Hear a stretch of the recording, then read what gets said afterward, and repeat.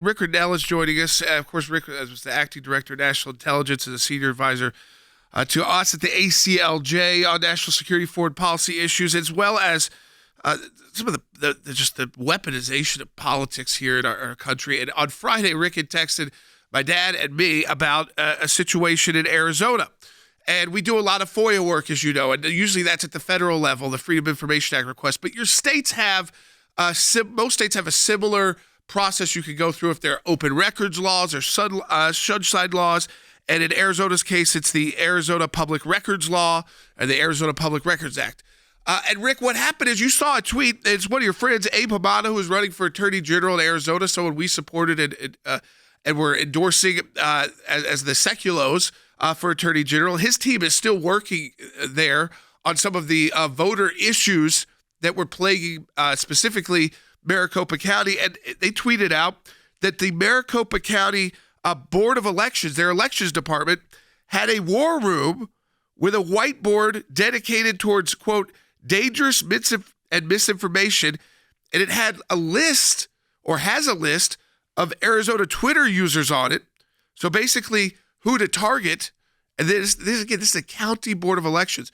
So you text us and said, hey, is there something we can do here to see if these records still exist or if the whiteboard still exists? I said, let me text Ben Sisney from our legal team, Rick, and see if what Maricopa County Board of Elections would fall under. Well, today, Rick, we sent out the records request to Maricopa County and the Arizona Public Records under the Arizona Public Records Act to get to the bottom of this. What's so amazing is to be a part of the ACLJ because we take action. We don't just sit around and complain. But when we see a problem like this in Maricopa County, where the government is creating a list of people to do something to, I mean, that's the big question here, Jordan. What did they do to these people? When the government feels like you have dissenting information that is exposing them or challenging their belief, they should not create a list of people to target. What does this mean? Are they going to be audited? Was this list turned over to the comms people to say, make sure reporters are harassing these people?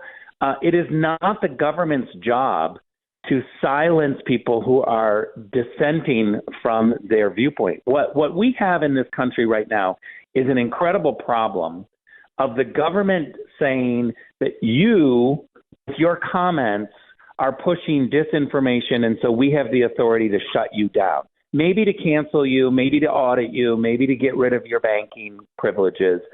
We don't know how far they go, but when the government creates an account, a list of people that says you are bad for challenging us, and we're going to call it misinformation, we all know it's just dissenting information. It's different information than what the government wants you to be saying. Yeah, I mean, what's here is, I think, important for people to understand is we focus so much of it at the federal level, Rick, but now we're seeing it at a county board of elections.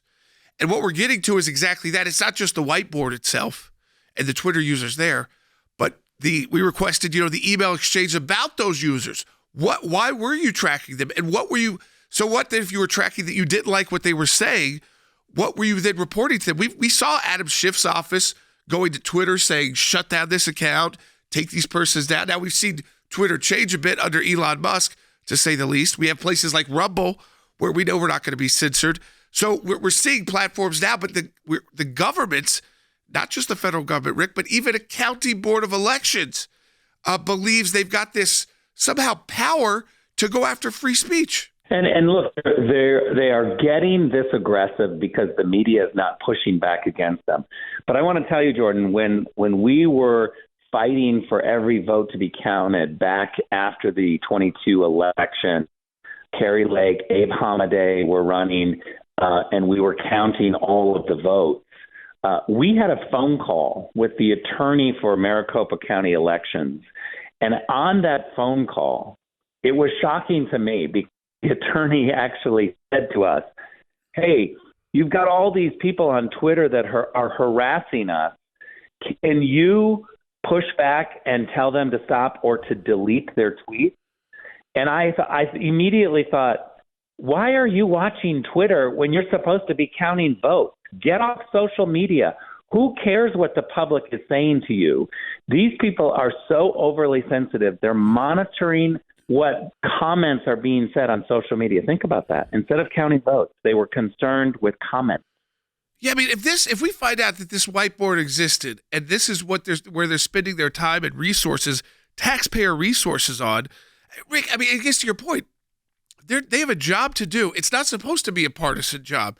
And the basis of it is, we've got to be able to trust that our elections are that every vote is going to be counted, that they are free and they're fair, and that the same rules apply to everybody, and we know what the rules are, and they're going to be enforced, and you win some elections and lose some elections, you accept that, but it doesn't feel like we live in a moment where that's the case. And then when you see reports like this, and we're going to get to the bottom of it, we've filed, taken action, like you said, Ray, where they are spending their time, not their resources on making sure every vote's counted, but they're spending their time on tracking Twitter users they don't like. Well, I hope that everybody who's listening to us that lives in Arizona can give us feedback on whether or not they were harassed by the state for social media.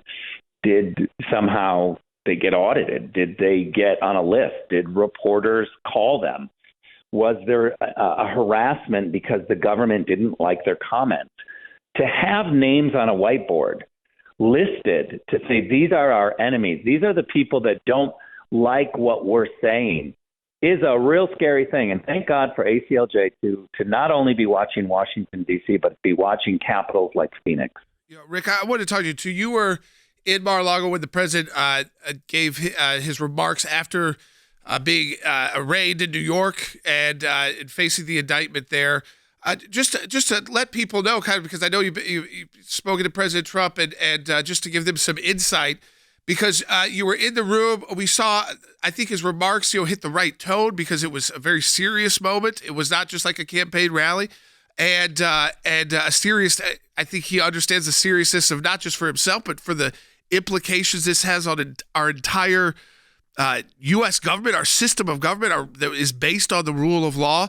But just your reaction from then spending time with the president after he went through that process that he never should have had to go through. Look, I think that the president, he's articulated this, and he certainly has said this to me, that he realizes what's at stake here. This is not just about him. He's talked about the fact that he's standing in the way of what the government and the Biden administration is trying to do to people who dissent, people who don't believe the lines that are coming from our government, people who are fearful of the retribution. And so what President Trump is now very clear on is that he's standing in the way. They're after him, but they're really after all of us who dissent. So I would say that he understands it doesn't matter who in the future is going to be the Republican leader or the presidential nominee or the president. If you go against Washington, D.C., they are going to impeach you, raid your home, and indict you. President Trump sees that very clearly. And it's why there's massive amounts of people that were sitting on the sidelines who are now supporting President Trump and coming forward to say this is outrageous. He's raised more than $10 million in the last week.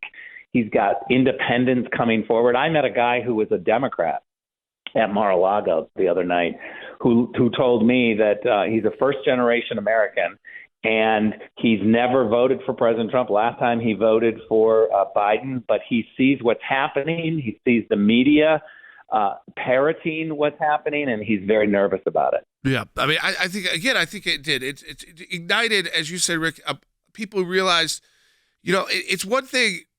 President Trump is uniquely in a position, I think, to even he took on the Washington machine. He's paying that price, like as you said, and in fact, what he's trying to say is, listen, I can pay that price, but they'll do this to you. And that's kind of, I tie it back into Arizona because, the New York DA is a county DA going after the former president and now leading candidate in the Republican primary.